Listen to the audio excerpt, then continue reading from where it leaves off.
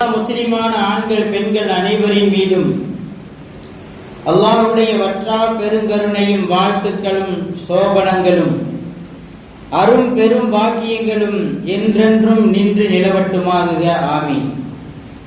அல்லாஹ்வுடைய நல்லடியார்களே, அன்பு சகோதரர்களே, அருமையான உடன்பிறப்புகளே, ஆன்றோர்களே, சான்றோர்களே, இனிமையான மாணவ செல்வங்களே, அல்ஹம்துலில்லாஹ். தியாக திருநாள் நம்மை நெருங்கிக் கொண்டிருக்கிற இந்த நல்ல வேலை, தியாக திருநாள், ஹஜ்ஜு பெருநாளுக்கு இன்னொரு பேர் தியாக திருநாள் என்று சொல்லப்படுகிறது.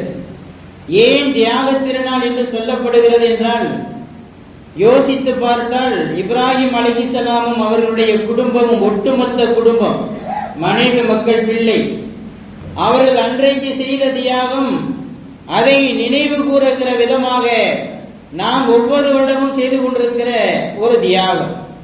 எனவேதான் தியாக திருநாள் என்று ஹஜ்ஜு பெருநாளுக்கு சொல்லப்படுகிறது. ஆனால் இந்த தியாக திருநாளிலே, குறிப்பாக இந்த 10 நாட்களிலே, துல்ஹஜ் மாசத்தினுடைய முதல் 10 நாட்களிலே நாம் செய்யக்கூடிய எல்லா அமல்களும், எல்லா வணக்கங்களும் சொல்லுகிற முத்தான பாடம் என்ன, படிப்பினை என்ன தெரியுமா? ஒரே ஒரு பாடம் தான் முக்கியமானது. அது என்னன்னு சொன்னா, இறைவனுக்காக செய்தார், இறைவனுக்காகவே செய்தார். அவனுடைய உத்தரவை சிரமே தாங்கி, அவன் உத்தரவே என் கட்டளை, அதுவே நம்முடைய பணி என்று நாம் செய்தால், அல்லாஹ் அந்த சின்ன சின்ன செயலை கூட பெரிய வணக்கமாக ஏற்றுக்கொள்கிறான். அப்படிங்கிறதான் ஹஜ்ஜுடைய வணக்கங்களை குறித்து உலமாக்கள் நமக்கு அடிக்கடி சொல்வார். ஆச்சரியமான விஷயம் தானே. கல்லை எடுத்து ஒரு தூணை நோக்கி, அல்லது ஒரு கல்லை எடுத்து ஒரு பெரிய கல்லை நோக்கி தொடர்ந்து எரிகின்ற அந்த எரிகைகள், அந்த எரிதல்கள், அது வணக்கம் என்று சொல்லப்படுகிறது, நன்மை எழுதப்படுகிறது. அதை செய்யாவிட்டால் ஹஜ்ஜே கூடாது என்று சொல்லப்படுகிறது. ஓடுகிற ஓட்டம், சை என்று சொல்லக்கூடிய சஃபாவுக்கும் மர்வாவுக்கும் மத்தியிலே ஓடுகிற ஓட்டம், யோசித்து பாருங்கள், நாம் ஏன் அதை செய்கிறோம்? என்ன காரணம் இருக்க முடியும்? அன்றைக்கு அன்னை ஹாஜரா அவர்கள் ஓடினார்கள் என்று சொன்னால் அதிலே அர்த்தம் இருந்தது. ஏனென்றால் குழந்தை இஸ்மாயில் தாங்க முடியாத தாகத்தால் தவித்து அழுத பொழுது, அந்த குழந்தைக்காக தண்ணீரை தேடி அங்கும் இங்கும் ஒரு தாய் ஓடிய ஓட்டம் அது. குழந்தை பசியை போக்குவதற்கு, தாகத்தை போக்குவதற்கு தாய் ஓடினார்கள் என்றால் அது தாயின் பரிதவிப்பு. ஆனால் அது அல்லாஹ்வுக்காக அந்த தியாகத்தை அவர்கள் செய்தார்கள். இப்ராஹிம் அலைஹிஸ்ஸலாம் அந்த குடும்பத்தை பாலைவனத்தில் விட்டு சென்ற பொழுது அல்லாஹ்வின் கட்டளையா என்று கேட்டார்கள். ஆம் என்று சொன்ன போது அந்த குடும்பம் பொருந்திக் கொண்டது. அவ்வளவுதான். எனவே இந்த யதார்த்தமான தாயின் தவிப்பை, அந்த ஓட்டத்தை கூட ரப்புல் ஆலமீன் ஒரு வணக்கமாக ஆக்கினான் என்பதுதான் நமக்கு ஆச்சரியம். தாய் ஓடினார்கள் தனையனுக்காக, பிள்ளைக்காக. இன்றைக்கு லட்சக்கணக்கான ஹாஜிகள் வருடந்தோறும் ஓடுகிறார்களே சஃபாவுக்கு மர்வாவுக்கு மத்தியில். ஏன் ஓடுகிறார்கள்? தண்ணீரை தேடியா ஓடுகிறார்கள்? தண்ணீர் தான்.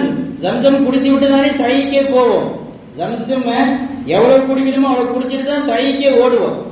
நான் ஓடுவது தண்ணீரை தேடியா ஓடுகிறோம்? இல்லை, அல்லாஹ் சொல்லிவிட்டான் என்பதற்காக ஓடுகிறோம். அல்லாஹும் அல்லாஹ்வுடைய தூதரும் சொல்கிறார்கள், ஓடுகிறோம். காரணம் எங்களுக்கு தேவையில்லை. சொன்னது அல்லாஹ், சொன்னது அல்லாஹ்வுடைய திருத்தூதர் ஸல்லல்லாஹு அலைஹி வஸல்லம். எனவேதான் ஹஜ், அதை செய்யாவிட்டால் ஹஜ்ஜே கூடாது என்று சொல்லப்படுகிறது. அப்படின்னு பார்க்கணும்னு சொன்னா, இந்த ஓட்டத்தை அல்லாஹ் ஒரு வணக்கமாக ஆக்கி அதற்கு நன்மையை எழுதுகிறான். ஒரு தாயினுடைய ஓட்டத்தை அல்லாஹ் வணக்கமாக்கி விட்டான். அதை தாண்டி நீங்கள் பாருங்கள், இப்ராஹிம் அலைஹிஸ்ஸலாம் தன்னுடைய பிஞ்சு இளவல் இஸ்மாயில் குழந்தையை கையிலே பிடித்துக் கொண்டு இறைவனுடைய உத்தரவை நிறைவேற்றுவதற்காக வேண்டி இஸ்மாயில் கையை பிடித்துக் கொண்டு போகிற பொழுது குறுக்கே வந்து நிற்கிறான் இப்லீஸ். அவன் சொன்னான், இப்ராஹிமே, நீ யாரை அழைத்துச் செல்கிறாய்? உன் அருமை புதல்வனையா? கட்டளையிட்டது யார் தெரியுமா? கனவில் வந்து சொன்னது யார் தெரியுமா? இப்லீஸ். அது இப்லீஸே சொல்கிறான்.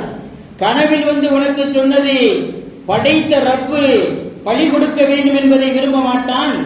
இப்லீஸ் தான் உன்னை வழி கெடுக்கிறான். ஒரு இப்லீஸின் கட்டளையை செயல்படுத்துவதற்காக வேண்டியா நீ பெற்றெடுத்த அருமை புதல்வனை அழைத்துக் கொண்டு போகிறீர்கள் பலி கொடுப்பதற்கு அப்படின்னு பலி கொடுக்க நினைக்கிற போது இப்ராஹிம் அலைஹிஸ்ஸலாம் கோபத்தோடு சொன்னார்கள், அல்லாஹ்வின் எதிரியே, அடே இப்லீஸே, ஆதி தந்தை ஆதமையும் ஹவ்வாவையும் வழி கொடுத்த அயோக்கியனே, என்னையும் வழி கொடுக்க வந்து விட்டாயா? நீ யார் என்று எனக்கு தெரியும், பேசாமல் ஓடிவிடு, நில்லாதே போ, அல்லாஹ் மீது ஆணையாக அவன் உத்தரவை நான் செயல்படுத்தியே தீருவேன் என்று இப்ராஹிம் அலைஹிஸ்ஸலாம் தன் மகன் இஸ்மாயிலை அழைத்துக் கொண்டு போனார்கள். போக மறுத்தான். கல்லை எடுத்து எறிந்தார்கள். அன்றைக்கு இப்ராஹிம் அலைஹிஸ்ஸலாம் இப்லீஸை நோக்கி கல் எறிந்தார்கள் என்று சொன்னால் அதில் அர்த்தம் இருந்தது, அதில் நியாயம் இருந்தது, காரணம் இருந்தது. ஆனால் இன்றைக்கு ஒரு சம்பந்தமே இல்லாமல் நிறுத்தி வைக்கப்பட்டிருக்கிற 3 தூண்கள், அந்த 3 தூண்களை நோக்கி ஹாஜிகள் ஒவ்வொருத்தரும் கல்லை எரிந்தே ஆக வேண்டும். எரிவது ஹஜ்ஜினுடைய முக்கியமான கடமை. எரிந்தால்தான் நன்மை, எரியாவிட்டால் ஹஜ்ஜி கேள்விக்குறிதான் என்று சொல்லப்படுகிற அளவுக்கு ஒரு தந்தையின் உணர்வை அல்லாஹ் வணக்கமாக்கி இருக்கிறார். தந்தையின் உணர்வை அல்லாஹ் வணக்கமாக்கி இருக்கிறான். அதற்கு நன்மையும் தருகிறான். காரணம் என்ன? அல்லாஹ் சொன்னான். இங்கே நாம் கல் எரிக்கிற போது ஏன் தூணுதானே இருக்கிறது, கல்லுதானே இருக்கிறது, இது எரிந்தால் ஷைத்தானுக்கு வலிக்குமா என்று எந்த ஆஜியும் கேட்கவில்லை. இதுவரைக்கும் அப்படி கேட்டதும் இல்லை, கேட்கவும் மாட்டார். சொன்னது அல்லாஹ், சொன்னது அல்லாஹ்வுடைய திருத்தூதர் ஸல்லல்லாஹு அலைஹி வஸல்லம். எனவே அல்லாஹ் ஒன்றை சொல்லிவிட்டால் அதை செய்வோம் என்று செய்கிற காரணத்தினாலே கல்லை எடுத்து எறிவதற்கு நன்மை. சாதாரணமா ஒருத்தனை பார்த்து கல்லை எடுத்து எறிஞ்சா நன்மை கிடைக்காது. பாருங்க, இந்த தியாக திருநாளில் அதிசயம், கொலையும் செய்துவிட்டு நன்மையும் பெறுகிறான் அப்படின்னு ஒரு கவிதை. தியாக திருநாளில் ஒரு அதிசயம், கொலை செய்துவிட்டு நன்மையும் பெறுகிறான். கொலை செய்தவனுக்கு தண்டனை தானே கிடைக்கவே உலகத்திலேயே. ஆனால் ஹஜ்ஜி பெருநாளில் அல்லாஹ் சொன்னான் என்பதற்காக அவன் படைத்த பிராணிகளை அறுக்கிறோம், அதற்காக நன்மை எழுதப்படுகிறது. இது ஏன்னா அல்லாஹ் சொன்னான், அல்லாஹ் என்ன சொன்னாலும் செய்வோம். அதில் காரணம் தேடிக்கொண்டிருக்க மாட்டோம். நம்முடைய சொற்பமான அறிவை வைத்து உரசி அதை நாம் சோதனை செய்து கொண்டு பார்க்க மாட்டோம். அல்லாஹ் என்ன சொன்னாலும் அதில் நன்மை இருக்கும். அப்படி செய்ய இந்த அடிபணிதல் இருக்குல்ல, இந்த அடிபணிகிற உணர்வுனால் தான் குர்பானிக்கு அவ்வளவு பெரிய நன்மை கிடைக்கிறது. ஷைத்தானுக்கு கல் எறிகிற போது அவ்வளவு பெரிய நன்மை கிடைக்கிறது. ஓட்டம், சபா மருவாக்கு மத்தியில் ஓடுகிற ஓட்டத்திற்கு கூட 1000 நன்மைகள் எழுதப்படுகிறது. சொன்னா ஹஜ்ஜினுடைய வணக்கங்கள், குர்பானி போன்ற வணக்கங்களை நீங்கள் பார்த்தால் சில விஷயங்கள் நம்முடைய அறிவுக்கு, சிற்றறிவுக்கு அது பொருந்தார். ஆனால் அல்லாஹ்வும் அல்லாஹ்வுடைய தூதரும் சொல்லிவிட்டார் என்ற காரணத்தினாலே அதை நாம் செய்கிறோம். அந்த தியாகத்திற்கு அல்லாஹ் கொடுக்கிற மதிப்பு தான் இதை என்பதை நாம் பார்க்கிறோம். அதனால்தான் அந்த இப்ராஹிம் அலைஹிஸ்ஸலாமுடைய குடும்பம் செய்த சின்ன சின்ன செயல்கள், சின்ன சின்ன வார்த்தைகளை கூட கியாமத் வரைக்கும் உலகம் உள்ளளவும் அல்லாஹ் அதை வணக்கமாக எல்லாருடைய வாய்களிலும் வர வைத்து விட்டானே. தொழுகையின் தொடக்கம் முதல் தொழுகையின் இறுதி வரை இப்ராஹிம் அலைஹிஸ்ஸலாமை நினைவு கூறாமல் இருக்கவே முடியாது. கோடான கோடி முஸ்லிம்கள் இப்ராஹிம் நபி காலம் தொடுத்து இனிமேல் வர இருக்கிற அத்தனை கோடி முஸ்லிம்களுடைய வாயிலும் தொழுகைக்கு தக்பீர், ஆரம்ப தக்பீருக்கு பின்னாலே ஓதுகிற வஜ்ஜகத்து, ஆரம்ப தக்பீருக்கு பின்னாலே ஓதுகிற வஜ்ஜகத்து அருமை இப்ராஹிம் அலைஹிஸ்ஸலாம் வாயில் இருந்து வந்த வார்த்தைகள் என்றால், தொழுகையின் முடிவிலே அத்தஹியாத்திலே ஓதுகிற ஸலவாத்து கமா ஸல்லைத அலா இப்ராஹீம வ அலா ஆலி இப்ராஹீம், தொழுகையின் முடிவிலே இப்ராஹிம் நபிக்கும் இப்ராஹிம் நபியுடைய அந்த குடும்பத்திற்கும் யா அல்லாஹ் நீ அருள்பாலிக்க வேண்டும் என்று கேட்டு முடித்தால் தான் தொழுகை கூடுகிறது. தொழுகையின் தொடக்கம் முதல் தொழுகையின் இறுதி வரை இப்ராஹிம் நபியுடைய நினைவலைகளை அல்லாஹ் அப்படியே தெளித்து வைத்து விட்டான் கோடான கோடி நெஞ்சங்களின் வாய்களில். தொழுகையின் தொடக்கம் இப்ராஹிம் நபியுடைய வார்த்தை என்றால், தொழுகையின் முடிவு இப்ராஹிம் நபியுடைய வாழ்த்து. அப்படிதான் முடிகிறது. எவ்வளவு பெரிய அங்கீகாரத்தை, அந்தத்தை, மதிப்பை, மரியாதையை, கண்ணியத்தை, கம்பீரத்தை இப்ராஹிம் அலைஹிஸ்ஸலாமுக்கு அல்லாஹ் கொடுத்தான். பாருங்கள், அவருடைய நினைவலைகள் இல்லாமல் ஒரு நாளும் நம் பொழுது கிடையாது. நமக்கு அவர்களுக்கு என்ன சம்பந்தம்? அப்படி ஒரு அற்புதமான உணர்வை, ஒரு ஒப்பந்தத்தை, ஒரு உறவை, ஒரு சம்பந்தத்தை ரப்பல் ஆலமீன் வைத்திருக்கிறான் என்றால் அந்த குடும்பம் செய்த தியாகம் என்பதை எண்ணி பார்க்க வேண்டும். அதனால்தான் இந்த பெருநாளை தியாக பெருநாள், தியாக திருநாள் என்று சொல்கிறோம். இதை தாண்டி பெருமக்களே, இந்த வணக்கங்கள் துல்ஹஜ் மாதத்தினுடைய 10 நாட்களுமே செய்யக்கூடிய வணக்கங்களுக்கு ஆச்சரியமான நன்மைகள் இருக்கிறது. நீங்க நாமெல்லாம் அடிக்கடி கேள்விப்பட்டோம். ஸல்லல்லாஹு அலைஹி வஸல்லம் சொன்னார்கள் எப்படின்னு சொன்னா, துல்ஹஜ் மாசத்தினுடைய முதல் 10 நாட்களில் செய்யப்படக்கூடிய அமல்களை விட சிறந்த அமல்கள் வேறு எதுவும் இல்லை என்று சொல்லிவிட்டு அதனுடைய ஒவ்வொரு இரவுக்கும் லைலத்துல் கத்ர் இரவுடைய மதிப்பு என்றார்கள். திருமதியிலே வருகிறது. துல்ஹஜ் மாசம் 10 நாள் வரை இருக்கிறது. ஒவ்வொரு இரவுக்கும் லைலத்துல் கத்ர் இரவுடைய மதிப்பு சிறப்பு என்று நபிகள் நாயகம் ஸல்லல்லாஹு அலைஹி வஸல்லம் சொல்றான்னு சொன்னா என்ன காரணம்? இப்ப மற்ற எல்லா நாட்களுக்கும் இல்லாத ஒரு சிறப்பு இந்த துல்ஹஜ்ஜுடைய முதல் 10 நாளைக்கு என்னன்னு சொன்னா, ஃபத்ஹுல் பாரியிலே அல்லாமா இப்னு ஹஜர் ரஹ்மத்துல்லாஹி எழுதக்கூடிய முக்கியமான விஷயம் என்னன்னா, மற்ற எந்த நாட்களிலும் இல்லாத அளவுக்கு இந்த நாட்களில் அனைத்து வணக்கமும் இருக்கிறது. அனைத்து வணக்கம். இப்போ ஜக்காத் எப்ப வேணா கொடுக்கலாம், தொழுகை எல்லா நாட்களிலும் தொழலாம், இப்படிலாம் இருக்கிறது. தர்மம் எல்லா நாட்களிலும் செய்யலாம். ஆனால் ஹஜ் இந்த நாட்களில் மாத்திரம்தான் செய்ய முடியும். வேற எந்த நாட்களில் நீங்கள் அப்படியே தலைகீழ் புரண்டாலும் காபாவிலே விழுந்து கிடந்தாலும் ஹஜ்ஜுடைய நன்மை வராது. ஹஜ்ஜுடைய நன்மை வர வேண்டும் என்று சொன்னால் அது அல்லாஹ் சொன்ன இந்த நாட்களில் தான் போக முடியும். அதே போல பெருமக்களே, குர்பானி எல்லா நாடும் ஆடு அறுக்கலாம், எல்லா நாளும் ஆடு அறுத்து தர்மம் பண்ணலாம், கறியை கொடுக்கலாம், நன்மை கிடைக்கும், மாற்று கருத்தே. ஆனா குர்பானி என்று ஒன்று இருக்கிறது அல்லவா, குர்பானிக்கு நல்ல ஒரு பெரிய சிறப்பை வைத்திருக்கிறான் இல்லையா? இந்த நன்மை, இந்த கடமை எப்போது கிடைக்கும் என்று சொன்னால் அல்லாஹ் சொல்லக்கூடிய அந்த நாட்களில் அந்த நேரத்தில் செய்தால்தான் அது குர்பானி. எந்த அளவுக்குன்னா, ஒருத்தர் ஹஜ்ஜு பெருநாள்ல தான் அறுத்தார், நமக்கெல்லாம் தெளிவா தெரியும். ஹஜ்ஜு பெருநாள்ல தான் அறுக்கிறார் ஆட்டை. ஆனால் தொழுகைக்கு பின்னால் அறுக்க வேண்டிய பிராணியை தொழுகைக்கு கொஞ்சம் முன்னாடி அறுத்து, ஒரு 1/2 hour தொழுகைக்கு முன்னால் அறுத்து விட்டார். இவ்வளவுதான். அந்த குர்பானி ஆகுமா? அந்த இறைச்சி குர்பானிக்கு ஆகாது, பிரியாணிக்கு தான் ஆகும் என்று மார்க்கம் சொல்கிறது. ஆகாது பெருமக்களே. அப்ப தொழுகைக்கு பின்னால் தான் அறுக்கப்பட வேண்டும். எவ்வளவு அல்லாஹ் தெளிவா சொல்றான் பாருங்க. அல்லாஹ் சொல்லுகிற நாட்களில், அல்லாஹ் சொல்லுகிற நேரத்தில், அதே மாதிரி 3 நாட்கள் அவகாசம் கொடுக்கப்பட்டிருக்கு. இதை தாண்டி அறுத்தால் அது சாதாரண தர்மமாகுமே தவிர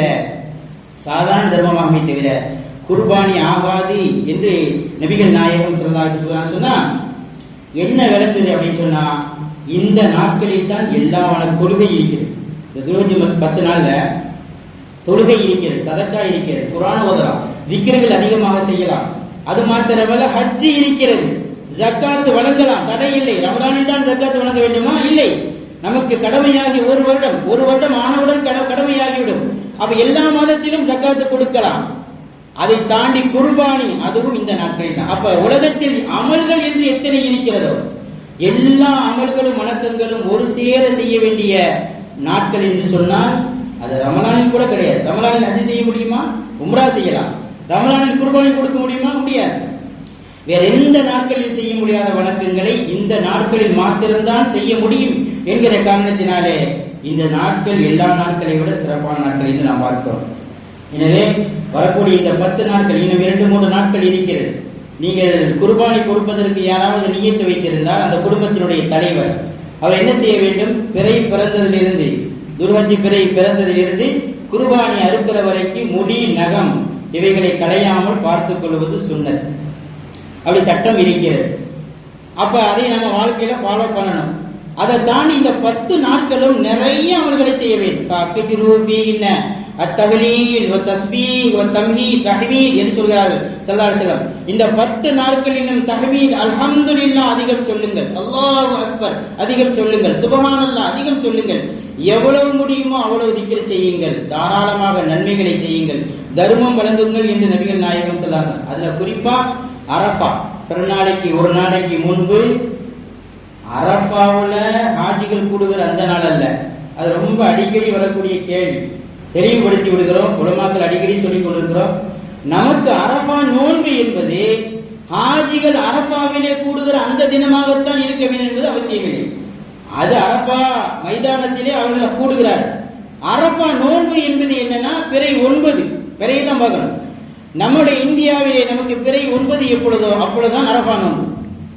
பேரை வச்சுக்கிட்டு நம்ம என்ன செய்யக்கூடாது, குழம்பிடக்கூடாது. அதெல்லாம் நம்ம தெளிவாக இருக்க வேண்டும் பெருமக்களே. அப்ப பெருநாளைக்கு ஒரு நாளைக்கு முன்பு வைக்கின்ற அந்த நோன்பு தான் அரபா நோன்பு. அதற்கு 2 வருடத்தினுடைய பாவங்களை அல்லாஹ் மன்னிக்கிறான் என்று நபிகள் நாயகம் ஸல்லல்லாஹு அலைஹி வஸல்லம் சொன்னார். அதனாலே அதையெல்லாம் நாம் மனதில் வைத்துக் கொள்ள வேண்டும் பெருமக்களே.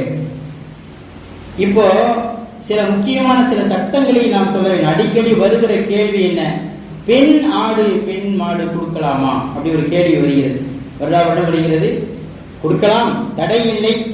ஆனாலும் நமக்கு காளை கிடைக்கிற போது, ஆண் கிடாய் கிடைக்கிற போது அது ரொம்ப ஏற்றமானது, உகந்தது என்பதை சொல்லிக் கொடுக்கிறேன். 1. 2வது, இந்த விதை அடிச்ச கிடாய் குட்டின்னு சொல்லுவார்கள், அது மாதிரி குடிக்கலாமா? விதை அடிச்சுன்னா உங்களுக்கு தெரியும் நினைக்கிறேன், அது அடிக்கடி கேள்வி வருது. தாராளமாக கொடுக்கலாம் என்பது மாத்திரமல்ல, ஸல்லல்லாஹு அலைஹி வஸல்லம் அதை விரும்பினார்கள் என்று கூட சொல்லலாம், ஆர்வப்படுத்தினார்கள் சொல்லலாம். ஏன்னா அதுக்கு மெனக்கிட்டு தேடி அடையக்கூடாது. ஒருவேளை அந்த கிடாய் கிடைத்தாலும் தவறில்லை, ஏன்னா அது இன்னும் நல்லா கொடுத்துருக்கும், இன்னும் பருமனாக இருக்கும். அப்படிங்கிறதுனால அது ரொம்ப விரும்பத்தக்க ஒரு பிராணிதான் என்பதையும் மனதிலே கொள்ளவே. யாருக்கு குர்பானி கடமை, யாருக்கு குர்பானி கடமை அப்படின்னு சொன்னா, ஷாஃபி மதுஹபை பொறுத்த வரைக்கும் அன்னைக்கு பெருநாள் அன்று, அதை அடுத்து வரக்கூடிய 3 நாள், இந்த 4 நாட்கள் அவருடைய மனைவி மக்கள் சாப்பிடுவதற்கும் வாழ்வாதாரத்திற்கும் தேவையான வசதி இருக்கிறது, காசு இருக்கிறது. அதை தாண்டி மிச்சம் இருக்கிற காசுல அவர் குர்பானி பிராணியை வாங்கி விடலாம், அல்லது ஒரு கூட்டு குர்பானிலே சேர்ந்து விடலாம் என்றால் அவருக்கு அது கடமை அப்படின்னு சொல்லப்படுது. ஹனபி மதஹபை பொறுத்த வரைக்கும் பெருமக்களே, அவர் என்ன சொல்றாங்கன்னா, ஜக்காத்துடைய நிசாபு வந்தால்தான் கடமைங்கிறார். அதாவது 612 கிராம் வெள்ளி, 612 கிராம் வெள்ளி அல்லது அதனுடைய காசு மதிப்பு கையிலே இருந்தால் குடும்பத்திற்கு போக 1 வருடம் பூர்த்தியாக வேண்டும்ங்கிற கடமை இல்லை.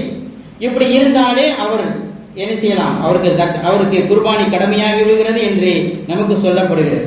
பிராணியினுடைய வயது என்ன, நிறைய இளங்குட்டிகள், சின்ன சின்ன குட்டிகளை எல்லாம் விலை குறைவாக கிடைக்கிறது என்று வாங்கி வந்து விடுகிற அவலங்கள் இருக்கிறது. அல்லாஹ்வுக்காக செய்யப்படுகிற அந்த தியாகத்தை மிக சரியாக செய்ய வேண்டும், தாராளமாக செய்ய வேண்டும். நபிகள் நாயகம் ஸல்லல்லாஹு அலைஹி வஸல்லம் சொன்னார்கள், அந்திமு லஹாயாக்கும் ஃபைன்னஹா அலஸ்ஸலாத்தி மதாயாக்கும், உங்கள் குர்பானி பிராணிகளை கொடுக்க வையுங்கள், நன்றாக தீனி கொடுத்து அதை பருமனாக கொடுக்க வையுங்கள். ஏனென்றால் நாளைக்கு மறுமையிலே சிராத்துல் முஸ்தகீம் பாலத்திலே உங்களை சுமந்து செல்கிற வாகனங்கள் அவை. நம்மளை சுமந்து செல்ற வாகனம் எவ்வளவு நன்றாக இருக்க, திடகாத்திரமாக இருக்க வேண்டும் இல்லையா? அது ஒரு சக்தி, ஒரு பவர். அதுக்காக நம்ம மாடுதான் நம்மளை தூக்கிட்டு போகணும்னு அர்த்தம் இல்லை. அது ஒரு பவர். அல்லாஹ் தஆலா ஒரு பவரான வாகனமாக அதை ஆக்குவான், ஒரு சக்தியாக நமக்கு அதை கொடுப்பான் என்பதுதான் அதுக்கு அர்த்தம். அதனாலே எவ்வளவுக்கு எவ்வளவு கொடுத்த பிராணியாக இருக்கிறதோ அவ்வளவுக்கு அளவு நல்லது என்று நமக்கு சொல்லப்படுகிறது பெருமக்கள். அதனால மாடை பொறுத்த வரைக்கும் கிளியர், 2 வருஷம் பூர்த்தியாயிருக்கு. மாடு அதிகபட்சமா 7 பேர் சேரலாம். 7 பேர் தான் சேரணுங்கிறது கட்டாயம் இல்லை, 4 பேரும் சேரலாம், 3 பேர் சேரலாம். மேக்சிமம் என்ன செய்யலாம், 7 பேர் சேரலாம். அப்படிப்பட்ட மாட்டுல 2 வயது பூர்த்தியாகி முழுமையாக அடைந்திருக்க வேண்டும். அது பல்ல வச்சு பெரும்பாலும் பார்ப்பாங்க சமயத்துல. ஆடை பொறுத்த வரைக்கும் செம்மறி ஆடு, வெள்ளாடு கொஞ்சம் வித்தியாசம் இருக்கிறது. ஷாஃபி மதுஹப்ல எல்லாமே 1 வருடம் முழுமையாக பூர்த்தி, ஷாஃபி மதுஹப்ல 2 வருடம் பூர்த்தியாக இருக்க வேண்டும் வெள்ளாடு. செம்மறி ஆடாக இருந்தால் 1 வருடம் பூர்த்தியாக இருந்தாலே போதும். ஹனபி மதுஹபை பொறுத்த வரைக்கும் தெளிவாக சொல்லிக் கொள்கிறேன் சொன்னா, 1 வருடம் முழுமையடைந்தாலே போதும். 1 வருடம் முழுமையடைந்து 2 வருடம் 2வது வருடத்திலே கால் பதித்திருக்க வேண்டும். சில நேரங்களில் இப்படி அனுமதி கொடுக்கிறார்கள். செம்மறி ஆடு 6 மாச குட்டியே நல்லா கொழுத்து பருமனா இருக்குது, பார்க்கும்போது 1 வருஷத்து குட்டி மாதிரி தெரியுது அப்படின்னு அந்த நல்ல எடையா இருந்தா 6 மாசம் பூர்த்தி அடைஞ்சாலும் கூட கொடுக்கலாம் அப்படின்னு ஒரு அனுமதி இருக்கிறது. ஆனாலும் அல்லாஹ்வுக்காக கொடுக்கப்படுகிற பிராணிகள் மிக பெரிய பிராணிகளாகவே நாம் வைத்துக் கொள்வதுதான் நமக்கு ஏற்றமானது என்பதை புரிந்து கொள்ள வேண்டும். இதுதான் அடிப்படை. இது போக 3 பங்கு வைப்பதெல்லாம் ஒரு சுன்னத், ஒரு நடைமுறை வழக்கம். கண்டிப்பா 3 பங்கு தான் வைக்கணுங்கிறதுலாம் இல்ல. நீங்க அதிகபட்சமா நீங்க எடுக்கிறதா இருந்தா மினிமம் 3ல 1 எடுத்துக்கலாம் அர்த்தம். இப்ப நீங்க எல்லாத்தையுமே கொடுக்குறீங்க, தப்பு கிடையாது. எல்லாத்தையும் கொடுத்துறீங்க, ஒரு ஈரல் எடுத்துக்கிறீங்க, ஒரு வரக்கத்துக்கு சிறிய ஒரு பங்கு எடுத்துட்டு எல்லாத்தையும் கொடுத்துட்டீங்கன்னாலும் அல்லாஹ் ஏற்றுக்கொள்வான். ஆனால் நீங்கள் சொந்தமாக எடுப்பதாக இருந்தால் 3ல் 1 பங்கை விட அதிகமாக எடுப்பது அவ்வளவு உகந்தது அல்ல என்று நமக்கு சொல்லப்படுகிறது. ஏழ்மையான காலத்திலே, சஹாபாக்கள் காலத்திலே குர்பானியை அறுத்து நிறைய பங்குகளை அவர்களை வைத்துக் கொண்டார்கள் என்று வருகிறது. அல்லாஹ் அப்படிப்பட்ட வறுமையை நமக்கு வைக்கவில்லை. தாராளமாக உறவுகளுக்கு கொடுக்கலாம், ஏழைகளுக்கு கொடுக்கலாம். அதே நம்ம முக்கியத்துவம் கொடுக்க வேண்டும் மக்களே. இதையெல்லாம் வாழ்க்கையை பின்பற்ற வேண்டும். வசதி இருந்தும் குர்பானி கொடுக்கவில்லை என்றார். யாருக்கு வசதி இருந்தும் குர்பானி கொடுக்கவில்லையோ பலா எத்துருபன்ன முசல்லானா, அவர் நம் தொழுகை பள்ளிக்கு வர தகுதி இல்லை என்கிறார்கள் தாமா நபி ஸல்லல்லாஹு அலைஹி வஸல்லம். அவருக்கு என்ன யோக்கியதை இருக்கிறது நம் தொழுகை பள்ளியிலே வருவதற்கிறார்? எவ்வளவு கடுமையான வார்த்தை. அதனால ரொம்ப கவனமா இருக்கணும். அக்கா யாரெல்லாம் குர்பானி கொடுக்கலையோ விளையாட்டு வெளியே போன்னு சொல்ல மாட்டோம் நம்ம. ஆனா நபிகள் நாயகம் ஸல்லல்லாஹு வாயிலிருந்து, அருளான வாயிலிருந்து அப்படிப்பட்ட வார்த்தைகள் வருகிறது என்றால் அவ்வளவு கடுமையான குற்றம் என்பதை நாம் புரிந்து கொண்டு ரப்புல் ஆலமீன் இந்த வரக்கூடிய நாட்களை, இந்த அருமையான நாட்களில் அதிகம் அதிகம் இபாதத் செய்யக்கூடிய நல்ல வாய்ப்பை நம் அனைவருக்கும் தந்தருவானாக. எவ்வளவுக்கு எவ்வளவு தர்மம், தான தர்மங்கள், திக்ருகள், தஸ்பீகள் செய்ய முடியுமோ செய்யலாம். நோன்பு வைக்கலாம், ஒவ்வொரு நாளுமே நோன்பு வைக்கலாம். பெருநாளும் பெருநாளுக்கு பிறகு உள்ள 3 நாட்கள் தான் நோன்பு வைக்க கூடாது தவிர அதுக்கு முன்னாடி உள்ள 9 நாட்களும் நோன்பு வைப்பதற்கு அபரிமிதமான நன்மைகள் கொட்டி கிடக்கின்றன. அதையெல்லாம் பயன்படுத்திக் கொண்டு அல்லாஹ் நம் அனைவருக்கும் அந்த நிறைவான நற்கூலிகளை தந்தருவானாக. வாட்டதவான அல்ஹம்துலில்லாஹி ரப்பில் ஆலமீன். அஸ்ஸலாமு அலைக்கும்.